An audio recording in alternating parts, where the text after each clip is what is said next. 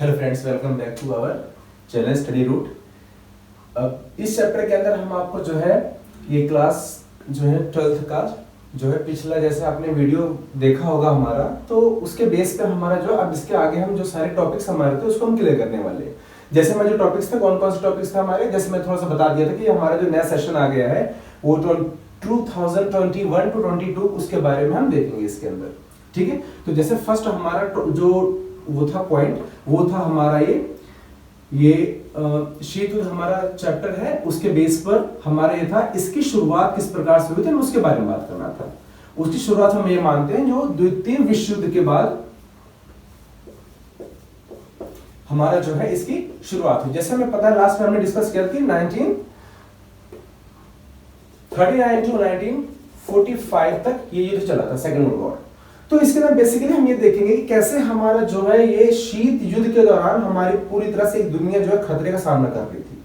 हालांकि उससे पहले भी जो ये सेकेंड वर्ल्ड वॉर हुआ, उससे पहले हमारा हुआ था फर्स्ट वर्ल्ड वॉर, तो उसी का ही एक इम्पैक्ट हमें इसके अंदर देखने को मिलता है। तो थोड़ा सा इसके अंदर मैं बताना चाहूंगा आपको कि ये सभी चीजें क्या है जिसकी वजह से पूरा आपको कंटेंट समझ आ जाएगा, क्योंकि एनसीईआरटी के अंदर कहीं पर भी आपको इसको पूरा डिफाइन नहीं किया गया। तो आप लोगों सिर्फ सीधा डेट बता दी गई है, थोड़ा सा उसके बारे में बता दिया गया है और उसके बाद फिर सीधा शीत युद्ध को स्टार्ट कर दिया गया। तो कम से कम पता आपको होना चाहिए कि कैसे ये जो है इसका परिणाम, द्वितीय विश्व युद्ध का परिणाम कैसे शीत युद्ध तक पहुंचा, हुए स्टेजेस क्या क्या थी वो उसके बारे में बताऊंगा थोड़ा सा आपको।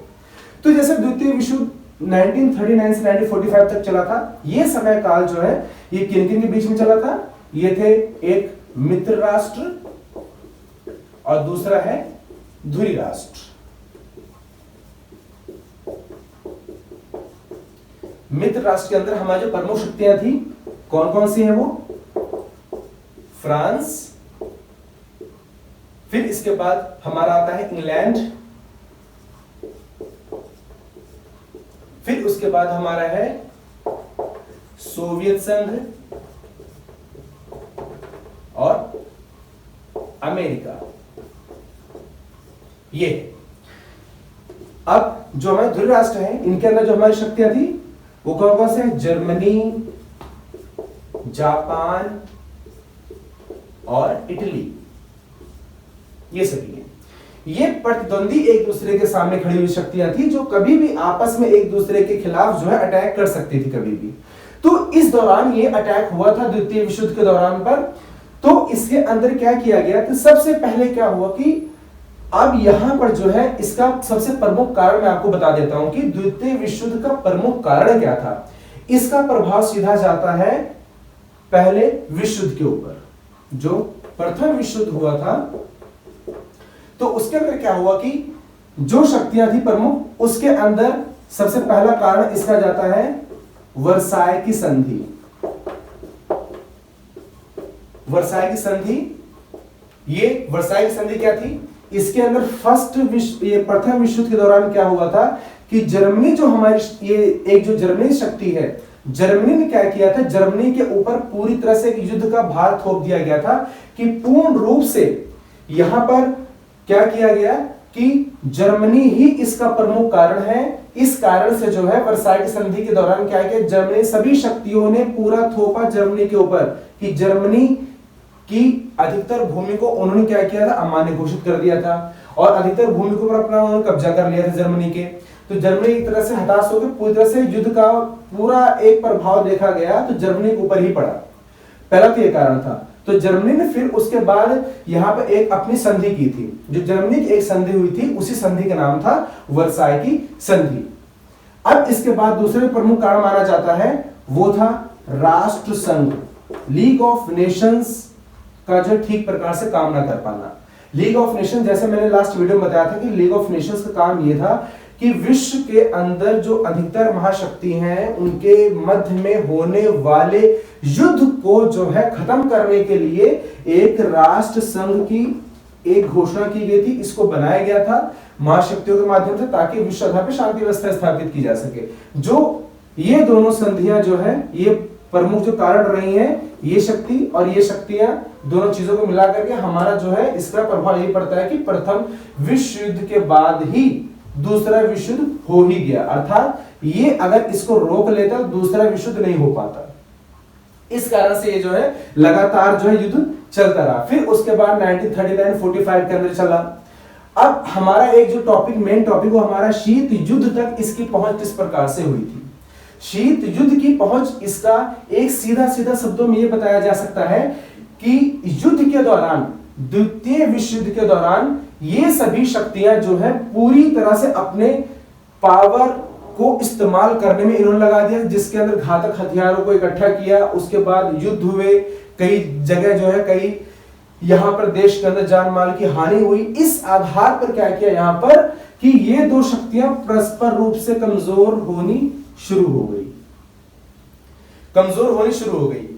अब क्या हुआ कि इस चीज को हम समझने के लिए हम जो डिस्कस करेंगे, अगर हम इसको एक इस सेक्शन के अंदर अगर हम देख लेंगे कि जो 1945 का दौर जो है बहुत ही इंपॉर्टेंट माना जाता है विश्व राजनीतिक स्तर पर। इस दौर के अंदर प्रमुख रूप से यह देखा गया कि अमेरिकी राष्ट्रपति थे ट्रूमैन।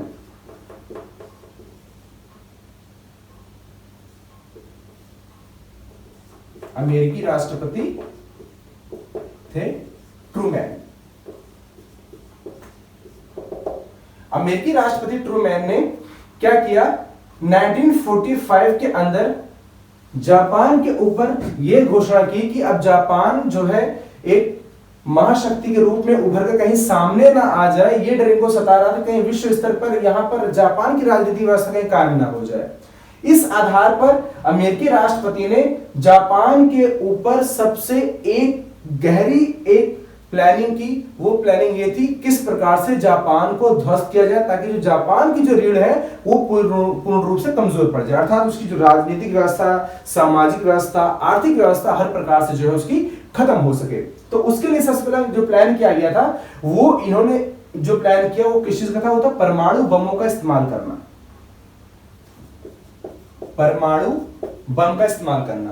तो जो जापान के जो प्रमुख नगर है, एक है हिरोशिमा, एक है नागासाकी, उनके ऊपर जो है इनका जो है एक तरह से अटैक करवाया और उसके बाद जापान ने पूरी तरह से अपने घुटने टेक दिए थे। वो अटैक कब हुआ था, एक हुआ था 6 अगस्त 1945 को। ये अटैक हुआ था हिरोशिमा के ऊपर, हिरोशिमा। फिर उसके बाद ठीक 3 दिन के बाद मतलब 9 अगस्त के टाइम पर वहां पर नागासाकी के ऊपर, नागासाकी, हिरोशिमा और नागासाकी के ऊपर यहां पर बम का प्रयोग किया। उसके बाद इन दोनों शहरों को ध्वस्त किया। फिर इसके बाद सीधे रूप से जब ये इनके ऊपर इसका बुरा प्रभाव पड़ा तो इन्होंने क्या किया, फिर 14 अगस्त को पूर्ण रूप से अपने आप को असहाय घोषित कर दिया और उसके बाद जो है इन्होंने युद्ध के अंदर पीछे हटने की मांग कर ली। जब युद्ध के अंदर पीछे हट गया तो उसके बाद अब जर्मनी और जापान ने तो पहले घुटने टेक दिए थे, अब इसके बाद जापान अकेला टिका हुआ था। इसने भी अब अपने आप को समर्पण कर दिया, किसके समक्ष, ये अमेरिका के सामने। अब पूरे विश्व स्तर पर क्या हुआ कि जब ये 14 अगस्त 1945 जो समय काल आया, अब इस समय काल के बाद जो है इस युद्ध के दौरान, द्वितीय विश्व युद्ध के अंदर महाशक्तियों ने क्या किया कि इनकी शक्तियां कमजोर पड़नी शुरू हो गई थी। फ्रांस और इंग्लैंड जिनके अंदर है, इन्होंने क्या किया था, सबसे पहले तो अपने आप को यह देखा कि अब हम जितने देश हमारे उपनिवेश हैं उनको चलाने में हम असमर्थ हैं। उपनिवेश का मतलब यही होता है कि जिनके एक शक्ति तर्ज के आधार पर कमजोर देशों को ऊपर शासन व्यवस्था करते थे। इस आधार पर उन्होंने क्या किया कि अब वो असमर्थ हो गए उन उपनिवेशों को संचालित करने में, इसलिए उन्होंने पहले घुटने टेक दिए। अब उसके बाद फिर जब ये खत्म हो गया, फ्रांस और इंग्लैंड ये खत्म हो गया, तो जैसे उसके अंदर हमारा एशिया है, एशिया प्रमुख हमारा जो है उसके अंदर हमारा भारत देश है, हम भी गुलाम उनके रहे हैं इंग्लैंड के। फिर धीरे धीरे करके अब क्या हो, ये दोनों शक्तियां खत्म हो गई। बीच में अब परस्पर शक्ति कौन सी बचती है, वो बचती है सोवियत संघ बचता है, वो अमेरिका बचता है। ये जो प्रमुख शक्तियां हैं, इन दोनों शक्तियों के बीच की अब एक जद्दोजहद थी। वो जो जद्दोजहद है वो ये है कि ये अब किस आधार पर अपनी व्यवस्था या अपनी सामाजिक राजनीतिक तौर तरीकों में कमजोर देशों के समक्ष अपने आप को एक सत्ताधारी बन के आ सकते हैं। तो यही जो समय काल आया, मतलब यही समय काल जो कहलाया था वो शीत युद्ध कहलाया था। यही समय काल शीत युद्ध कहलाया। प्रमुख शक्ति कौन सी बच गई? सिर्फ दो महाशक्ति बच गई। एक तरफ हो गया अमेरिका और दूसरी तरफ हो गया सोवियत संघ। अमेरिका पूंजीवादी समर्थक और सोवियत संघ साम्यवादी समर्थक। इस आधार पर इन दोनों महाशक्तियों ने क्या किया कि कैसे हम अपने सत्ता व्यवस्था, कैसे एक अपना एक जो विकास कैसे आगे बढ़ सकते हैं, अर्थात पूरे विश्व के को हम किस प्रकार से अपने कब्जे में ले सकते हैं। इन्होंने ये सोचा। अमेरिका सोच रहा था मेरा कब्जा हो जाए, सोवियत संघ सोच रहा था मेरा कब्जा हो जाए। इस आधार पर क्या किया गया कि दोनों को ये सब देखते हुए, लेकिन कभी इसने ये नहीं कहा अमेरिका ने सोवियत संघ तुम पीछे हट जाओ, कभी सोवियत संघ ने मेरे को नहीं बोला तुम पीछे हट जाओ। ये सिर्फ दोनों की सोच थी और दोनों ही अपने आप में कोशिश पूरा पर्याप्त मात्रा में कर रहे थे। ठीक है, अर्थात ये देखा जा रहा था कि कभी मान लो इसकी जो प्रतिक्रिया होती, कभी अगर ये कोई क्रिया करने के बारे में सोचता तो ठीक उसका अमेरिका ये सोचता कि मेरे प्रति ये जो है रिएक्शन करने वाला है। कि अर्थात ये अगर कोई सकारात्मक काम भी ऐसा जनरली तौर पर हम देखते हैं ना कि अगर मान लीजिए कि कभी भी किसी को हम भड़का देते किसी के खिलाफ, तो अगर वो फुटबॉल खेलने भी जा रहा होगा, बैट बॉल खेलने भी जा रहा होगा, सोचा हमें मारने के लिए आ रहा है तो, लेकिन ऐसा नहीं होता है। तो भाई वो तो खेलने जा रहा है अपना, लेकिन इसका जो हर एक गतिविधि थी, ये गतिविधि इसके प्रति क्या दिखा रहा था कि हमारे प्रति ये उल्टा रिएक्शन करने वाला है, कहीं ऐसा हमें खत्म कर दे। और जब इसकी कोई प्रतिक्रिया होती तो उसको खराब लगती। ये दोनों सोचते थे, दोनों बिना बताए अपने आप में ही आपस में ये एक योजना बनाते रहते थे। और इस आधार पर दोनों ने ये सोचा कि अब हम अपनी शक्तिशाली व्यवस्था कैसे बनाएंगे। अब उस टाइम पर शक्तिशाली व्यवस्था के आधार पर अमेरिका ने सोचा कि हम सबसे ताकतवर बनेंगे, क्योंकि ताकतवर वही देश होगा जो जितना छोटे देशों को अपने कब्जे में ले लेगा उसकी शक्ति उतनी ही मजबूत हो जाएगी। क्योंकि अब वो दौर जो चल रहा था वो दौर था 45 का दौर। ये तो शुरुआती समय काल है। अब शुरुआती समय काल 45 के बाद लगातार चलता चला गया आगे। अब जो व्यवस्थाएं हैं ये देखी जा रही थी कि कौन सी व्यवस्था आगे बढ़ती है। हम भी देखते हैं ना कि किसका नाम सबसे ज्यादा ऊंचा होता है, जिसका नाम सबसे ज्यादा ऊंचा होगा वही सबसे ज्यादा आगे बढ़ेगा। तो इसी आधार पर जो है अमेरिका और सोवियत संघ के बीच में ये जो आपसी एक जो जद्दोजहद हुई है, ठीक है, इसी का ही परिणाम हुआ है शीत युद्ध। ब्रह्मास्त्र का प्रयोग नहीं हुआ इसके अंदर, ठीक है, ये सिर्फ ठंडा युद्ध था। इसके अंदर ब्रह्मास्त्र ये नहीं कि ब्रह्मा जी आए उन्होंने ब्रह्मास्त्र फेंक दिया कोई स्वाहा हो गया, ऐसा कुछ नहीं हुआ। ये सिर्फ वैचारिक मतभेद था। इसे कहा जाता है वैचारिक लड़ाई। वैचारिक और अपनी शक्ति सत्ता को एक मजबूती कैसे दिलाया जाए उसकी लड़ाई थी ये। शक्ति को एकत्रित करने की लड़ाई थी, एकत्रित करना। ये लगातार चलता चला गया, अब आगे चलता चला गया। फिर उसके दौरान क्या हुआ, एक प्रमुख इन दोनों का जो है एक कहते हैं ना रोटी का टुकड़ा जो बना था, वो रोटी का टुकड़ा कौन सा बना था, वो उस टाइम ये था जर्मनी। जर्मनी जो है एक इनके बीच में जो है एक रोटी का टुकड़ा बना। इनकी जो सबसे ज्यादा एक अर्थात उसको हम ये कह सकते हैं कि यहां पर जो एक तरीके से एक था पूर्वी जर्मनी और दूसरा था पश्चिमी जर्मनी। अब ये देखा गया आधी जनता जो थी जर्मनी की वो सपोर्ट कर रही थी, जो पश्चिमी जर्मनी जनता थी वो सपोर्ट कर रही थी अमेरिका को, और जो पूर्वी जर्मनी की है वो सपोर्ट कर रही थी किसको, सोवियत संघ को। तो इसने क्या किया कि जो पूर्वी जर्मनी है आधी जनता सपोर्ट इसको कर रही थी और आधी जनता इसको सपोर्ट कर रही थी। और जैसे पूंजीवादी से ही नाम पता लगता है, पूंजीवादी में होता पैसा, हर कोई चाहता पैसा। साम्यवादी व्यवस्था में जिसके अंदर आ जाता है मजदूर वर्ग आ जाता है, कृषि व्यवस्था आ जाता है, उद्योग धंधे आ जाते हैं, इस प्रकार की रणनीतियां आ जाती हैं। लेकिन जब हम बात करते हैं इन सभी चीजों की बात करते हैं तो उसके अंदर सीधा सीधा क्या बात आती है कि इन्हें जो है अर्थात देखो जिनके पास जिस चीजों का अभाव होगा, जिस चीज की कमी होगी, वो उसी चीज को अपनाने के बारे में सोचेगा। तो यहां पर जो है देखा गया कि किस प्रकार से जो है यहां पर इनके पास कमी किस चीज की थी, साम्यवादी व्यवस्था की कमी थी, तो साम्यवादी वर्ग को उन्होंने अपना लिया। इसके पास पैसे कमी थी तो इसकी अधिकतर पॉपुलेशन इसको अपना लिया। अब इनकी जो एक राजधानी हुई थी, राजधानी इसकी है जर्मनी की। जर्मनी जो राजधानी थी वो क्या थी, बर्लिन। जर्मनी से पुराना नाता रहा है देश का, एक कट्टर पंथ का। जर्मनी सुना होगा, जर्मनी वो हिटलर का नाम सुना होगा ना। उस टाइम क्या हुआ था, हिटलर को आजाद कराने वाला जर्मनी को आजाद कराने वाला जो था वो कौन था, उसके तानाशाह शासन व्यवस्था से वो सोवियत संघ ही था, उसने आजाद करवाया था। इसलिए इसकी जनता जो है किसको सपोर्ट कर रही थी, थोड़ा सोवियत संघ को भी सपोर्ट कर रही थी कि वो हमारे कर्ता धर्ता है, इसलिए आधा हम उसको सपोर्ट करेंगे, और जो इस तरफ वाले उन्होंने बोला कि हम अमेरिका सपोर्ट करेंगे। तो इसलिए क्या किया गया कि यहां से बर्लिन से एक दीवार खड़ी की गई थी। बर्लिन दीवार जो खड़ी हुई थी वो कब खड़ी हुई थी, 13 अगस्त 1961। दीवार खड़ी होने मतलब जानते हो, घर में दीवार खड़ी होना क्या होता है, बंटवारा। तो बंटवारा इनका भी हो गया। अब क्या हुआ, इनकी अपेक्षा जो थी, अब क्या हुआ, इसके अंदर जो बर्लिन थी, अब बर्लिन तो इन दोनों केंद्र बना था, एक आधा उधर हो गए आधा इधर हो गए।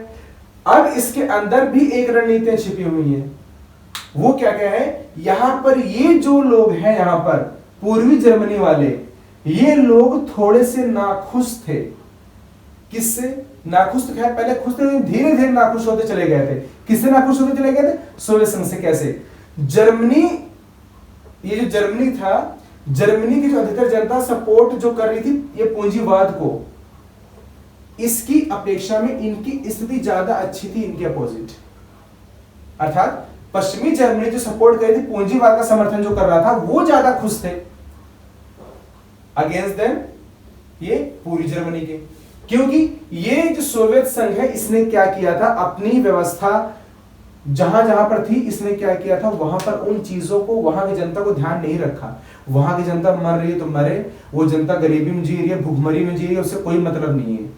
उन्होंने क्या किया था, इस चीज को उन्होंने ये देखा कि हमें से कोई मतलब नहीं, हम सिर्फ क्या करेंगे, अपने हथियारों को बढ़ावा देंगे। क्योंकि कभी आने वाले समय के अंदर क्या होगा कि हमारा जो है हमला किससे, अमेरिका से होगा जरूर। और जब हम जर्मनी के अंदर, जर्मनी को हम आजाद करा सकते हैं हिटलर जैसे तानाशाह शासक से, तो फिर पाकिस्तान हमारे साथ, ये अमेरिका हमारे सामने क्या चीज है। तो इन्होंने ये देखा कि अमेरिका जो है, ये इसको भी हम आराम से आजाद करवा सकते हैं, पूरा जर्मनी होगा हमारे पास कब्जा हो जाएगा। तो इनकी जो प्रमुख शुरुआत हुई थी वो यही शुरुआत हुई थी। तो इस तरह से यहां पर 1961 के अंदर यहां पर बर्लिन की दीवार बना दी गई। उसके बाद यहां पर अब धीरे धीरे लगातार ये व्यवस्था चलती रही। अब क्या हुआ, जब यहां की जनता ने ये देखा कि ये पश्चिमी जर्मनी जो है ज्यादा खुश है हमारी अपेक्षा में, तो उन्होंने ये देखा कि अब अपनी सरकार का विरोध करना शुरू कर दिया।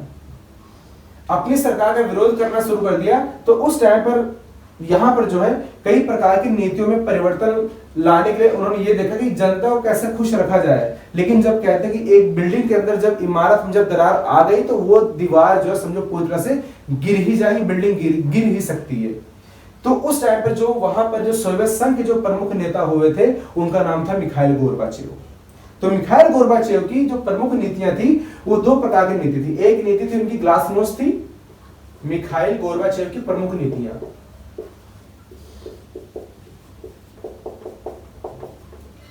एक थी ग्लासनोस्त,